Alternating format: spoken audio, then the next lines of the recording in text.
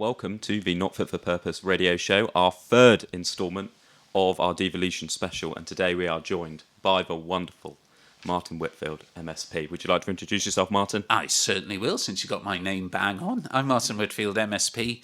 The third episode is always the best episode because you've had the arguments, you've had the discussions. Now we can get through to the future of it. Yeah, so we're going to obviously get into talking about devolution, and we've given you some questions, but we like to start these by talking a little bit about yourself, your background, how you got into politics, your life before, and where you're going. Whoa, there we go. Where are we going? There's an answer that everyone's looking for.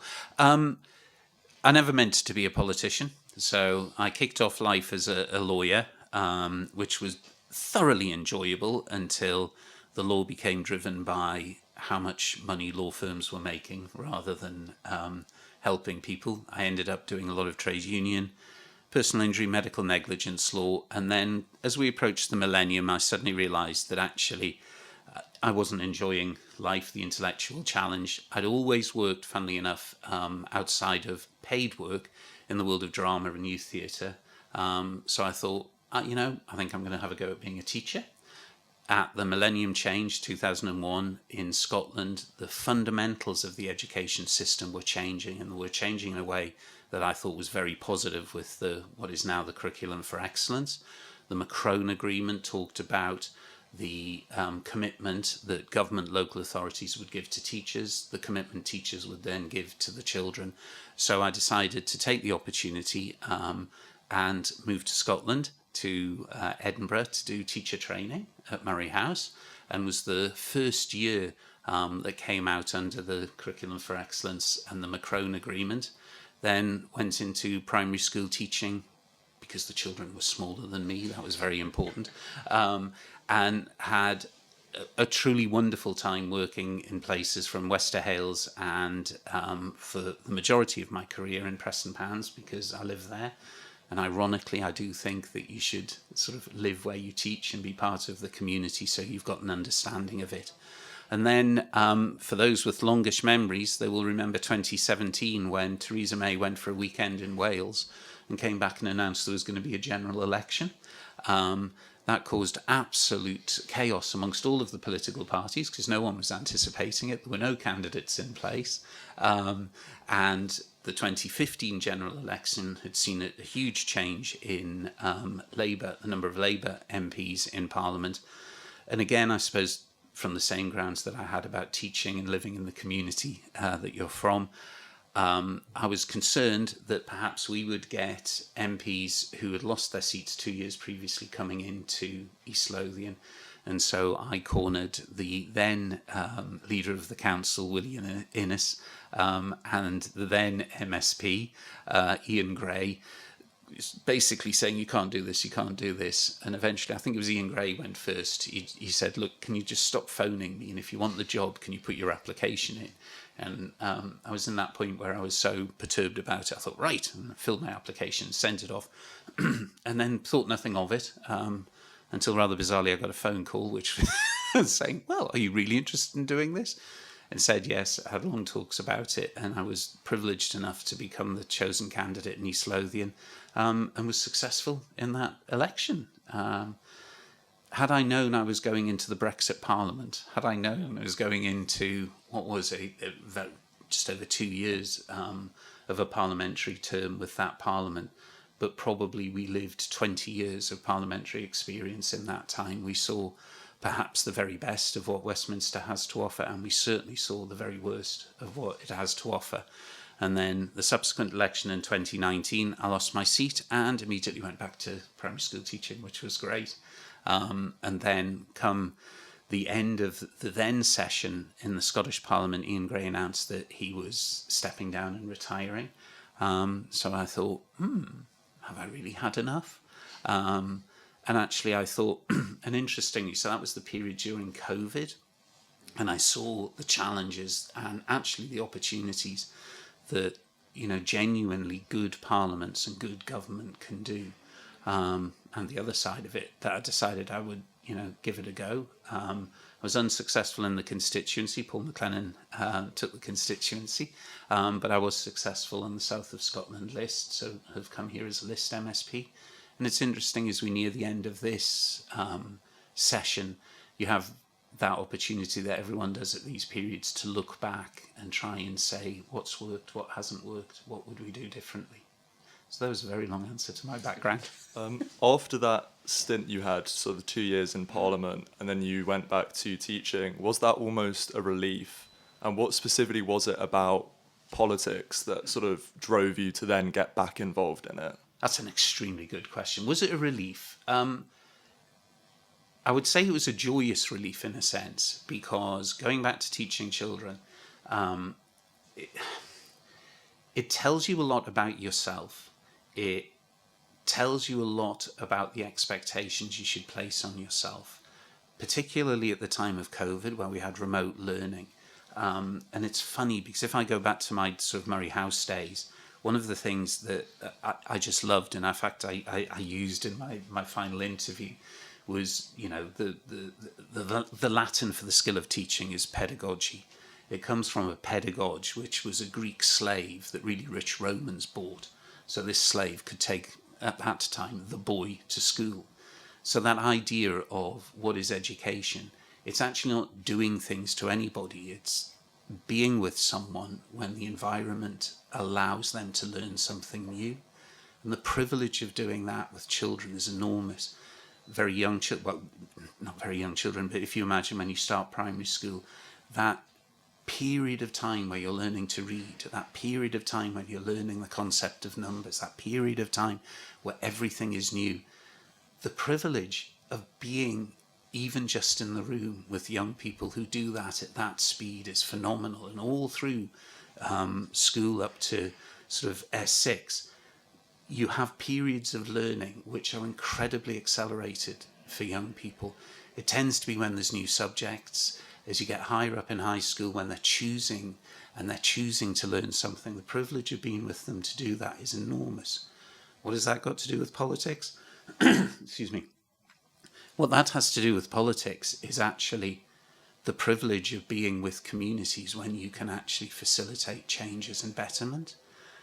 So going back to teaching was, in one extent, going back to something that I had confidence that I was able to do, but also had confidence that it would recharge those batteries that perhaps 2 years of Brexit arguments, of discussions, the number of times that people will say about parliaments, oh, they act like children. I actually think that's desperately unfair on children. Children wouldn't act that way. Or if they did, there would be extremely good fundamental reasons why they were doing it, rather than almost entrenched views that you're unable to open your eyes to something different, and you have a confidence in your entrenched view. Politicians, we need to move away from that. And it's interesting, the Scottish Parliament was founded on that principle that, there would never be an all-powerful party. It would be the coming together of different parties on different views and different opinions, but there would be a coming together of a majority.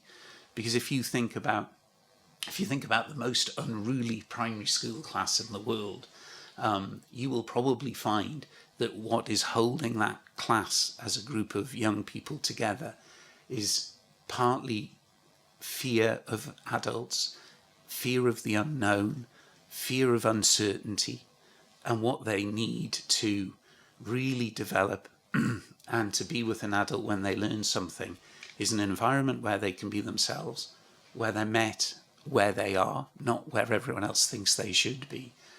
And indeed then together they can all move forward, which is really what Parliament should be, because parliaments are the people asking a very, very lucky group to come together to represent an area where there is concern, where you can, in an environment of confidence and safety, talk about really difficult problems, to share either experiences or constituents' experiences, to explore solutions, and to do that, to come to a sort of settled view that actually, if not everyone, the vast majority would agree with.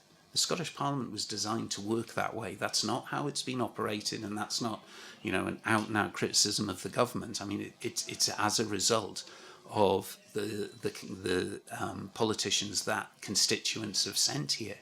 But if there's, it's really interesting when you talk about this Parliament, you talk about people who have experienced all of it from both within and without, and they say, what was the best session? Most will choose the 2011, the sort of first time Alex Salmond was there with the minority government, where you had a government that understood genuinely they couldn't guarantee getting anything through the chamber, but you also had a government that was being driven by a principle of trying to show Scotland that its government can do it the best for Scotland. So there were lots of things established there that they achieved cross-party. There was a lot of change came about that actually, even though the governing party absolutely have a belief in independence and that's their be-all and end-all, they were exercising the privilege and power of being in government in a way that actually played to the real strengths of how this Parliament was designed. And there were some good results that came of that, I mean, you can talk about the arguments we have, but free tuition was born in that period of time. The predecessors, the predecessing Labour, Liberal, Lib Dem governments, had so much to do to get the place up and running. But actually that was the period when suddenly people could look around and see a really bright light at that end of the tunnel, and they could see steps being built to take us to what that bright light was. Now, what that bright light is articulated differently by different people, certainly articulated very differently by different political parties.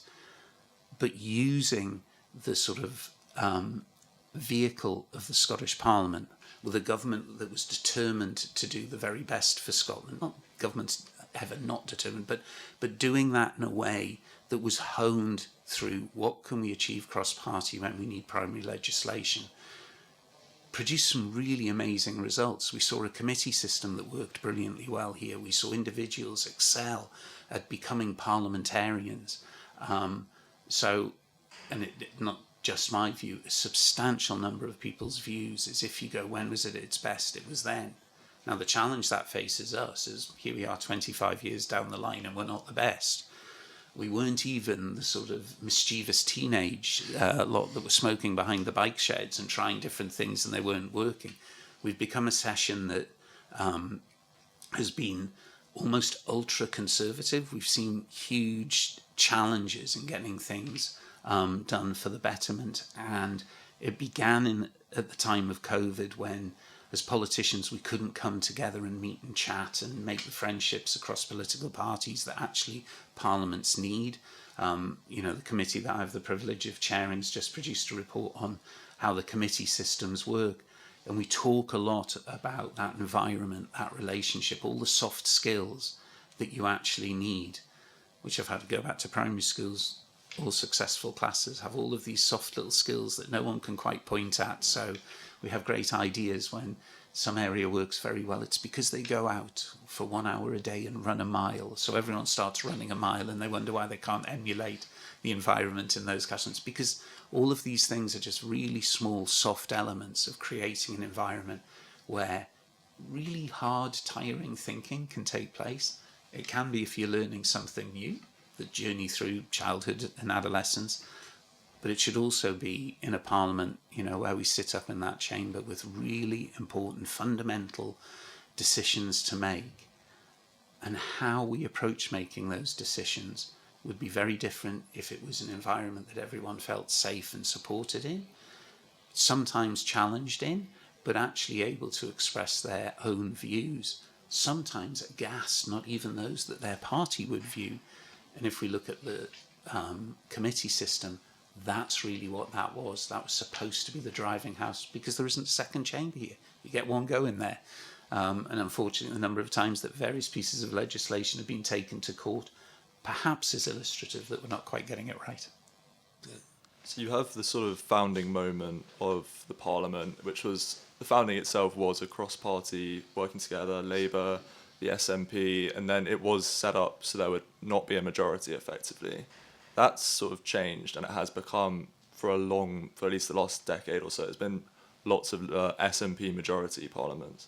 Do you think it's, as well as the sort of COVID, do you think how is it that the SP have been able to sort of make that change? Is it it can't just be on independence? And also, how has that changed the dynamic when it shifts from sort of that cross-party working together for policy to a parliament which has a majority in it? It's a very good question. The vehicle hasn't changed. The way it's driven has changed. Now, there is an argument to say perhaps the vehicle should have been changed, but hasn't been. Perhaps the vehicle should be changed. But the way it's been chosen to be driven has been it's been an active decision to do it that way. And what we've had is parliaments where there was, for the first time and absolutely unexpectedly, a majority of SNP MSPs. And since then, we've had a declining number where they've hovered around the majority line.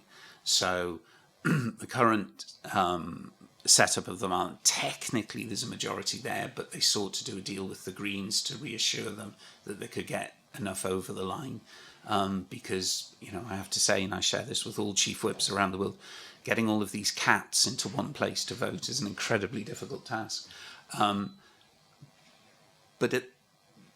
and I'm speaking about something I was not in the room about or anything like that, but it is interesting that there was an active choice to seek a very formalised agreement with the Greens to have the reassurance that the majority was there, rather than perhaps the confidence in the parliamentary skills of the government to operate in a minority parliament. And if, as is accepted, the best work was done at the time of minority governments, perhaps it was a loss of confidence in that has led to where it is now. Why did it happen? It happened for a variety of reasons. You can look at previous events where people who passionately believe that independence is where this country should go to, plus those who were losing confidence in other events, were seeking the security of what they knew and voted SNP. We could go through each election, and there are vast tomes written on how it came out the way it did. But what we have seen from that point of effectively an absolute majority is a decline in that, where those that represent the government sought different ways to try and achieve the same ability to control the legislative agenda and what the future would be that existed at that time. So one, obviously as a Labour Party member, I would say one where you saw the SNP learning how to govern in minority, showing how good that can be, that was turned in an election into an SNP majority and then a downhill sort of from there. And it also reflects the confidence that the people in Scotland have in the Scottish Parliament, where if we go back 25 years, it was more than 80% of people absolutely passionately wanted a Scottish Parliament. We're struggling around 50-60% if you look at the last survey about it. So people have lost confidence in what they pin so much hope on. And the interesting question is, were they pinning hope on a Scottish Parliament, or were they pinning hope on a Scottish government or administration as it was then? I actually think they were pinning their hope on the Scottish Parliament, on it having a parliament, because if we go back to the decades that ran into why we have a Scottish Parliament, there was at its most simple, people didn't like centralised power. Westminster was a long, long way away. Things were happening. They didn't have a feeling of a say in it. And if we go back to, the likes of John Pitcairn Mackintosh, alumni and lecturer from professor from Edinburgh University, who was, no disrespect to Donald Dewar, in many ways the philosophical designer of devolution. And what he deeply understood, which I think is as true today as it was in the 60s and the early 70s, was that basically people want decision making to be as close to them, if it affects them, as it possibly can be. Because then they'll have confidence in that decision making, because they felt they've been listened to, they felt they've been part of the decision. It's that whole concept of balancing human rights, that whole concept of UNCRC, involvement and consultation. We have vast amounts of consultation, but people don't feel that they're actually being listened to in those consultations. And in fact, quite frequently people will say, well, it's just a tick box exercise to do something else with. But actually, if you genuinely empower the group for whom your decision is going to affect, then they will come to a decision that they may not agree with, but they'll understand how that decision was made. Now, the Scottish Parliament was the answer to centralised power. The expectation was that the Scottish Parliament would take what it did, and we look at the brilliance of the devolved settlement, where you're in charge of everything except for this, rather than you're in charge of this, this, this, and this. I mean, as a confidence from the United Kingdom, from the politicians at the time, from the parliamentarians at the time, to empower the Scottish Parliament in the way they did by saying, look, it's all yours, except for these areas which we think are better dealt with at a UK level. That was an enormous signature on the bottom of "We Trust You." The Scottish people absolutely accepted that, and the Parliament set off to do that. What we've had over this period of time is a very deliberate argument to go from one side, this is just a step, actually, without independence, we don't have all of the levers. From the other side saying, no, that's not how this works, because there are some decisions that are better made at a wider level than a narrower level. It's articulated in the way that some people will say, look, I have far, far closer understanding, and I have far more relevance with a dock worker, a former dock worker in Liverpool, or a former miner in the Durham coalfields, from the people that I live with in Prestonpans, than I do with the landowner down the road. So there is a discussion about identity that goes on. And in that discussion, we've lost the ability to really consider, how do we pass power from this place down, predominantly through local authorities? You know, the discussion of metro mayors and things like that goes on, because actually the solutions that people are putting forward are a solution to that problem about how do you get the decision making down as close to the people it affects. You know, JP McIntosh absolutely understood that, and this was a stepping stone to doing that. It wasn't a stepping stone to go, and now we want independence. And then that goes back to who's driving the vehicle. If you're driving the vehicle because your end is independence, you will drive it very differently from someone or a group that are driving it for the genuine improvement at a Scottish level of things that make up the social contract that we have in Scotland. You know, we talk, you know, the SNP people talk about, you know, the brilliant benefits of the baby box and things, free prescriptions, free tuition. They hold those up as identifiers of being different in Scotland. They're actually Scottish solutions to Scottish problems. And one of the challenges that devolution faces is that we're lacking, there is a lack of confidence in devolved nations. And even if we talk about areas within England and indeed Scotland and Wales that perhaps should have additional devolved power, there's a real challenge. If someone else has got something, why haven't we got it? Well, if they've got it and that's right for their society, their community, their social contract, that's why they've got it. You don't need to have it because you've got the other things. And there has been a challenge, particularly between the Welsh Assembly, I suppose, and the Scottish Assembly, is, well, if they've got it, we want it. Whereas actually we should celebrate the fact that we can genuinely celebrate the differences in the structures within Scotland, England, Wales, Northern Ireland, and indeed within England, and indeed within Wales and Scotland, and build, amend, define the vehicle to answer those challenges, rather than it apparently being a race with everyone else to get everything. Because at the end of the day, when you talk to communities, you know, planning always comes up. They go, why am I not involved in this planning decision? Now, you know, you can go back to the Romans. I'm not sure the Romans discussed the planning applications for the various Roman roads built in the United Kingdom with any of the locals, other than getting them to build it. But there is a reality that no matter what you're going to build, you need to discuss with a community how it's going to affect them. Now, it may well be that the community say, we don't want this, but as a government, as a parliament, as a wider group, you say, well, we accept that you don't want this, but we can't put it anywhere else. And actually, this wider group need that. And if you like, it's the same argument that happens with human rights, because arguments occur because someone says, this is my right. Someone says, no, this is my right.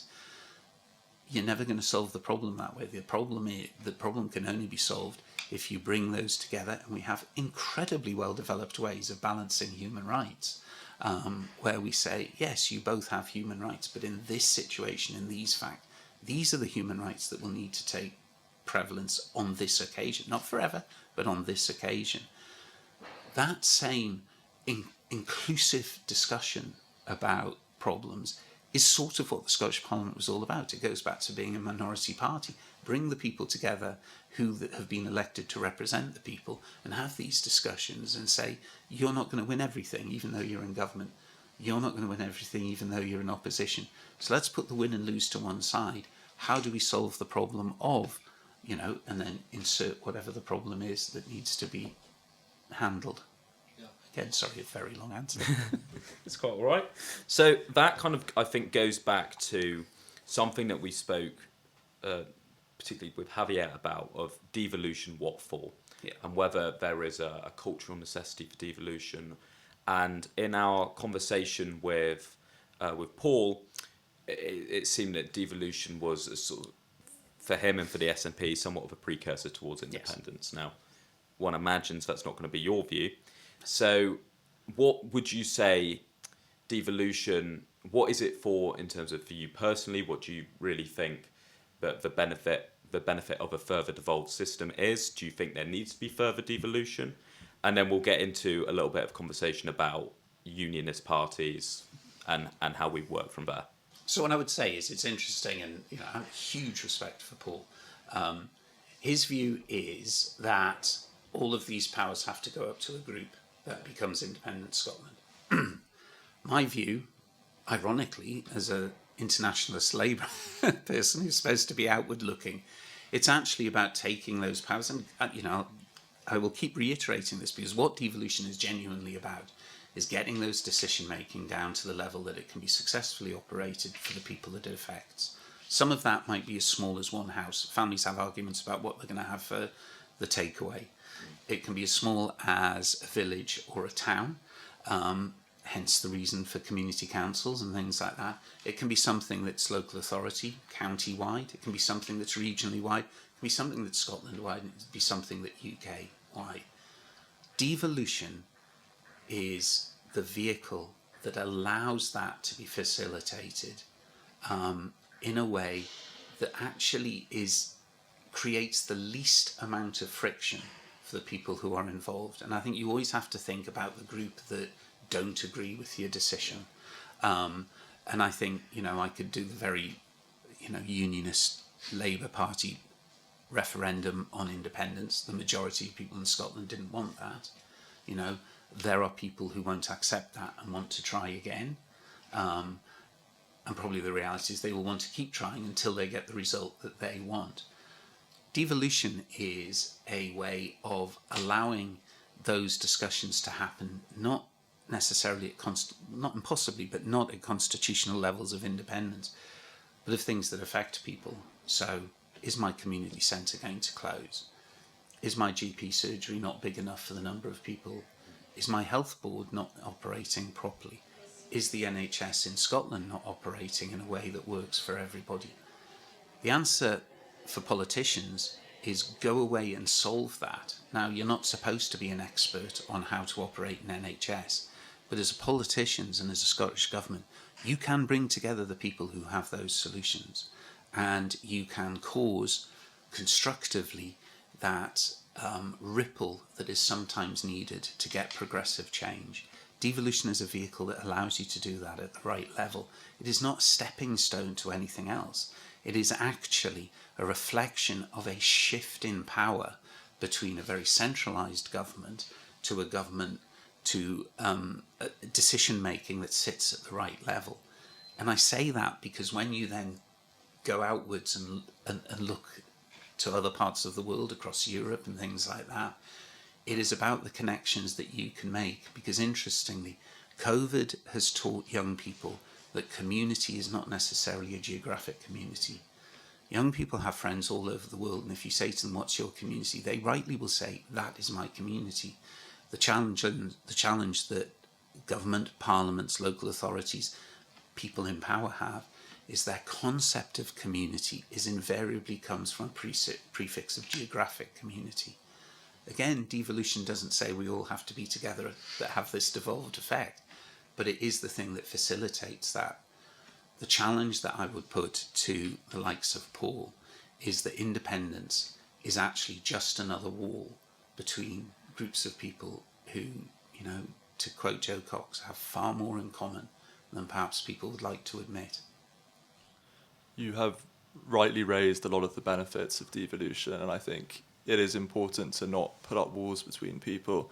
But I notice one of the things you omitted is creating a devolution of party. One of the things that Paul mentioned is that Scottish Labour poll worse than the SNP on standing up for Scotland, because ultimately they're hamstrung by the centralisation of the Labour Party.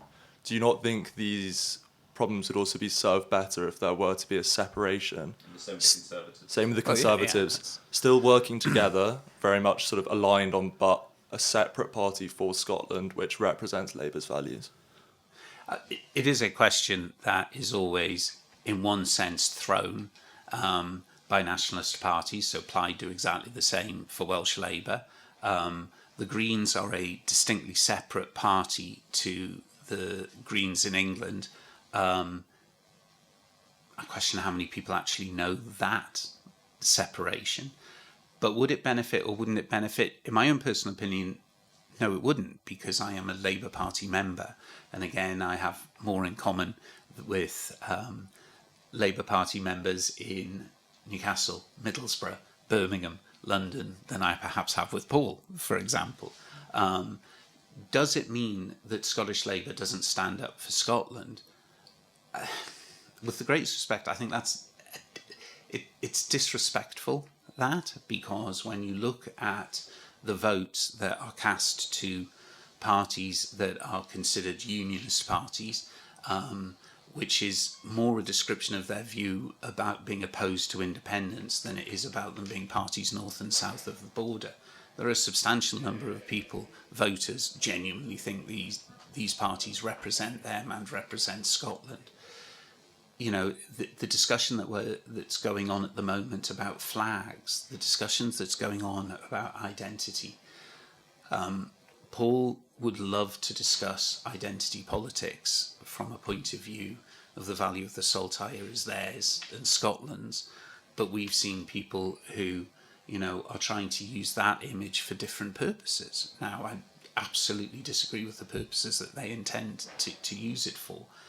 But the challenge and the value and the importance of devolution, the challenge and value and importance of having parties that are North, South, Wales, and indeed in Northern Ireland in a much smaller way, of having those parties is, again, all of the solutions for Scotland don't lie in Scotland. You know, the Enlightenment, as much as it drove thinking around the world, was also something that happened here in Scotland, but it wasn't exclusively Scottish thinkers that did that. It was that very internationalist outward view of bringing people together and thinking the unthinkable. You hear the arguments about why do you fund blue sky research, you know. In my view, you just look back and go, that's why you do it, because you don't even know the problem that that's going to solve. We can build walls, we can be separate, we can be distinct. I could have an East Lothian Labour Party and we'll have a wall around East Lothian, please, in the independent world. Or actually we can genuinely look outwards. And it does speak to one of the challenges that exist. So from a party political point of view, of course people are going to ask me on the doorstep, what do you think of this that the Labour government's done down the road? I disagree with this because of this, that, yeah. Absolutely, they have the right to do that. And I can discuss it with them and I can talk to them about it and I can defend where it needs defending. I can say, I think The communication on that was very poor. But don't you agree about this principle? I can also say, what do you think of the GP surgery in the NHS here, which is absolutely the responsibility of the Scottish Government? And one of the challenges that I would put to Paul, and indeed, I've put to people in the chamber, the current Scottish Government will always seek to blame Westminster for everything.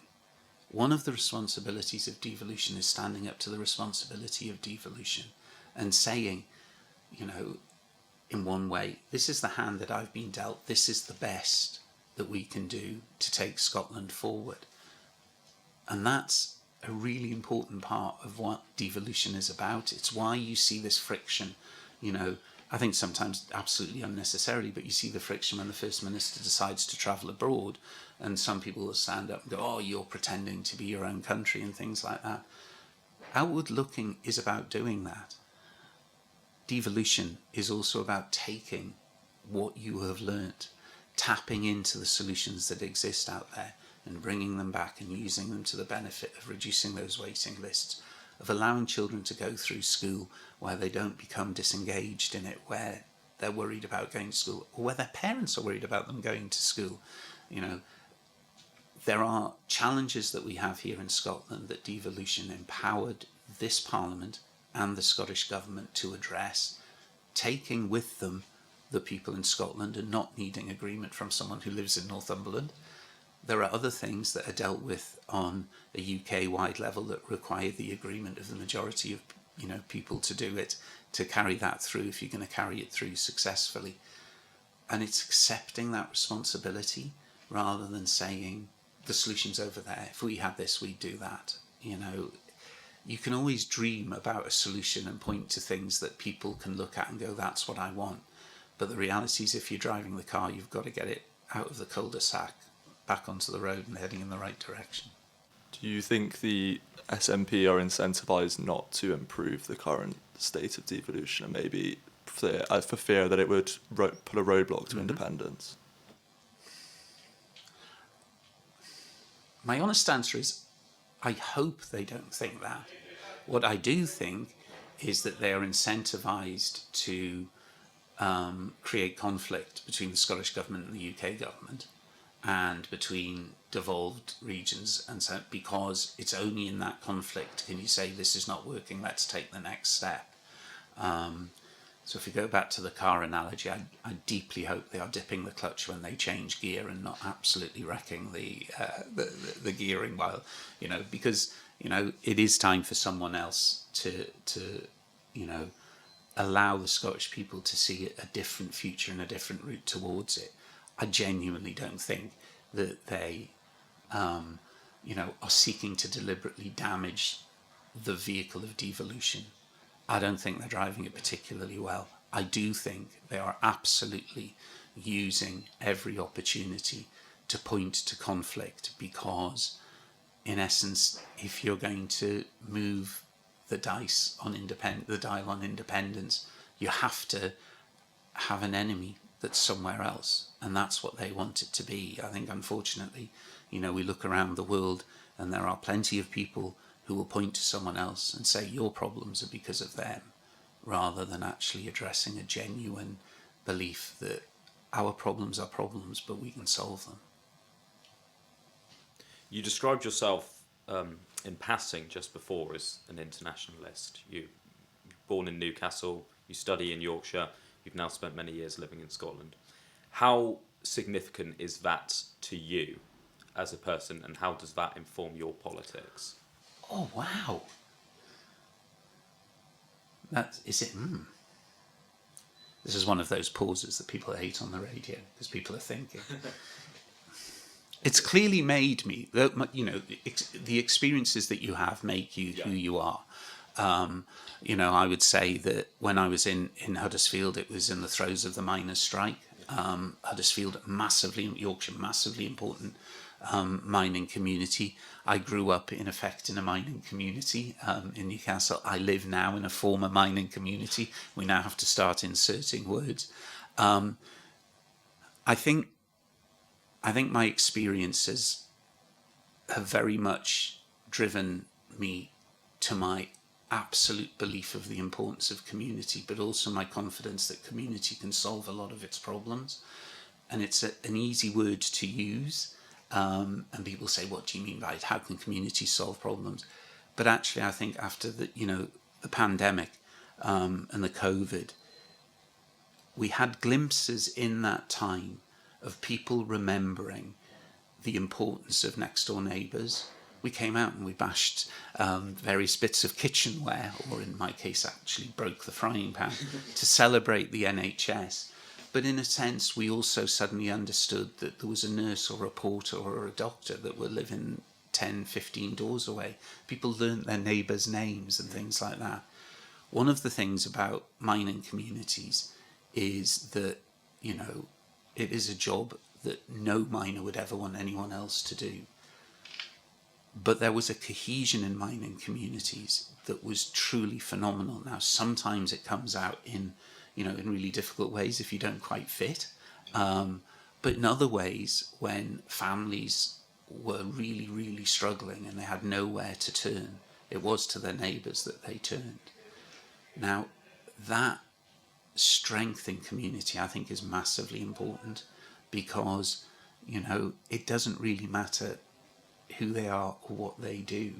The fact that, if you go the old-fashioned, can I borrow a bowl of sugar type thing, but actually sometimes now it's far more fundamental problems that people should feel empowered to turn to their neighbours and to their community. And their community, as I say, can be house, village, town, all the way up to Scotland, and expect to be supported, expected to be helped to find the solutions.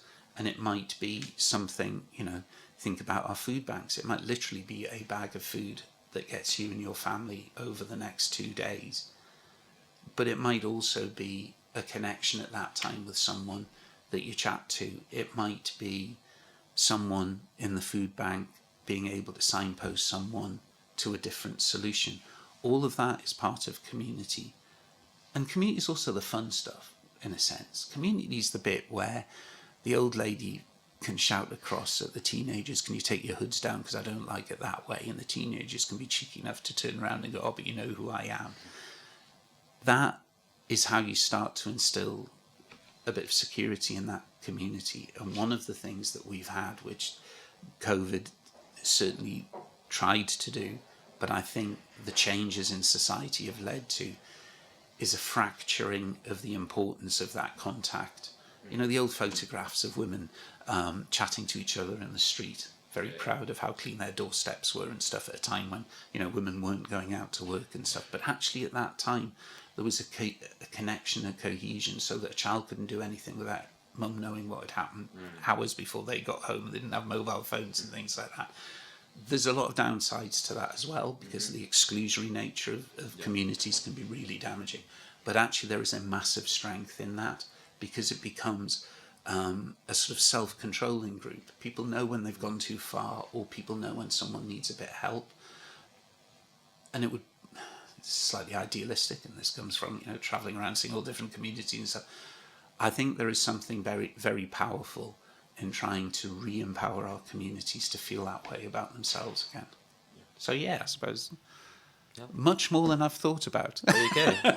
Well, I'll hand over to Louis in just a moment, but I think this is central to something that's been coming up in the conversations about devolution, and I think you'll have a good perspective on this. The concern regarding Westminster, I think, is completely legitimate, in terms of feeling that it doesn't relate to Scottish people, feeling that there's been years and years of mismanagement from Westminster, and a desire to take on your own autonomy, I think, is a completely understandable and valid view.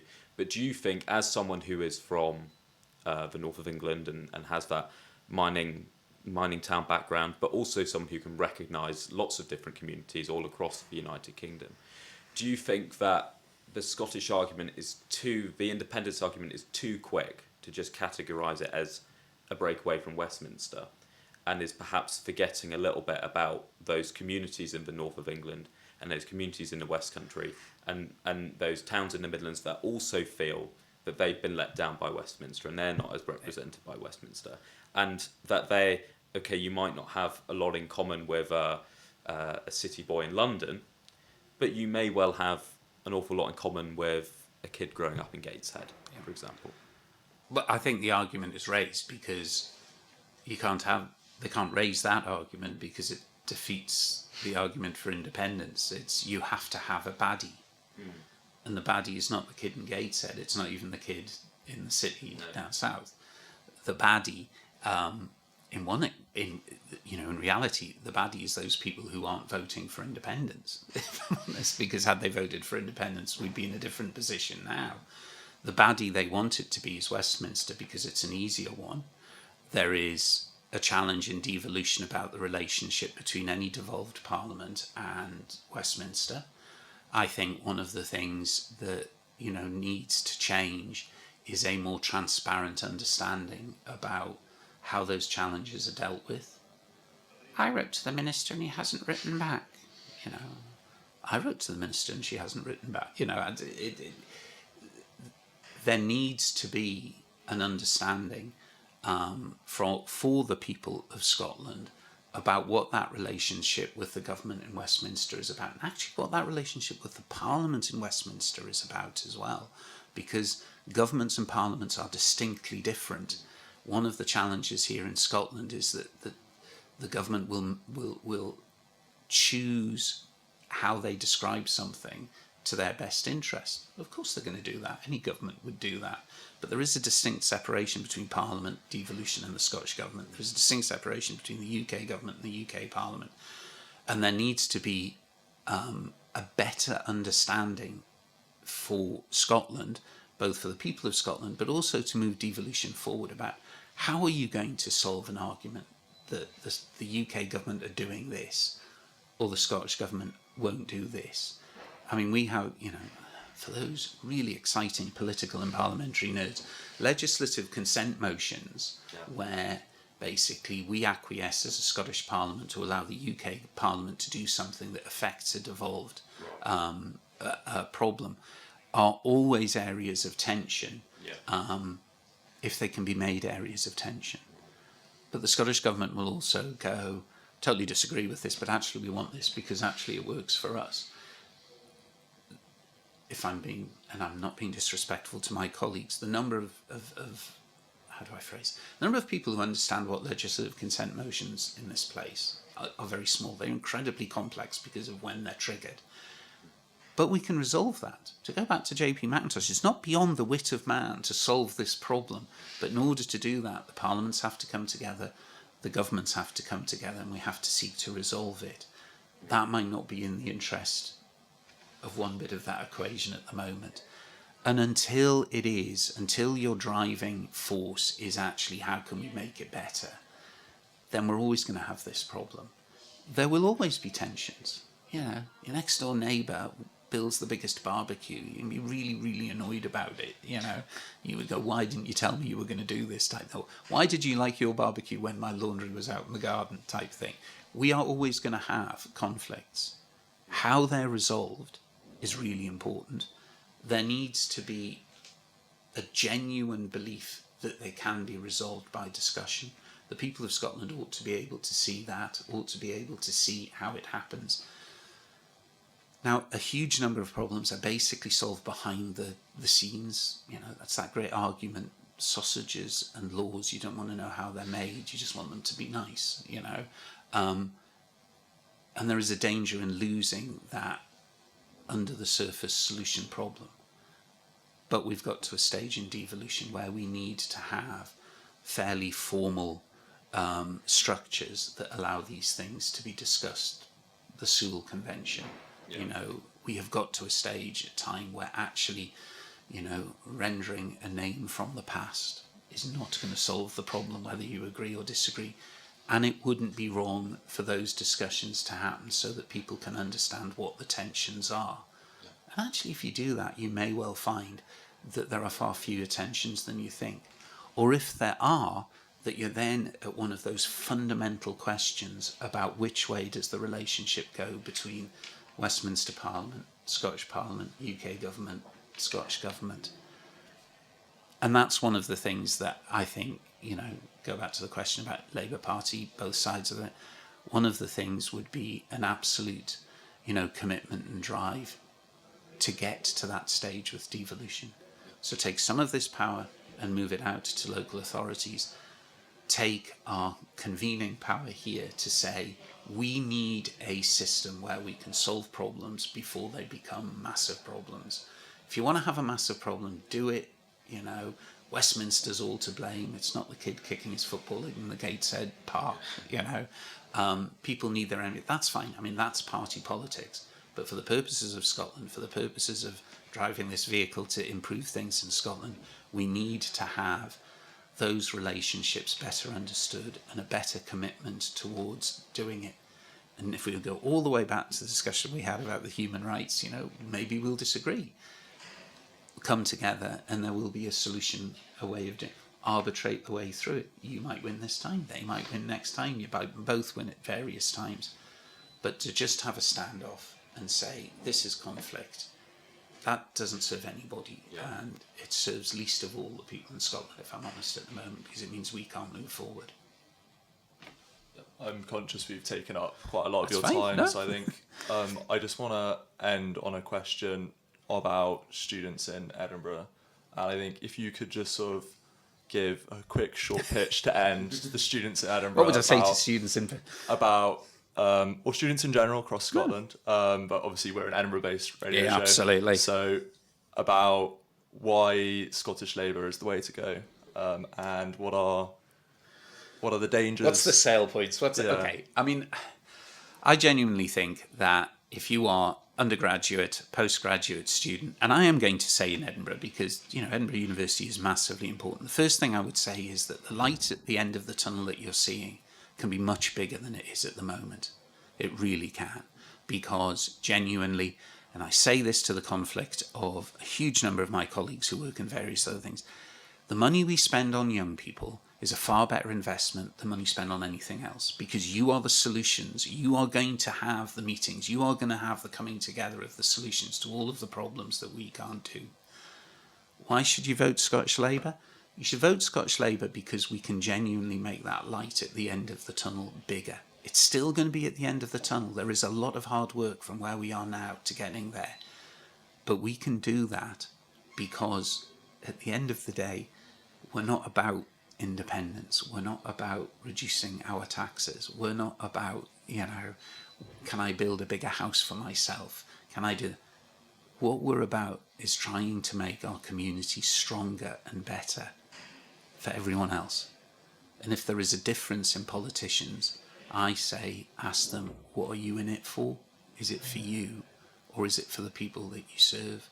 And what sits at the heart of Labour political thinking, genuinely socialist political thinking, is we're doing it for other people, because if you have an easier and a better time, it makes my life easier. So there we go. There's my pitch. I think that's a great point to end on. Thank you for coming on. Thank you. Thank you very much. Thank you very much.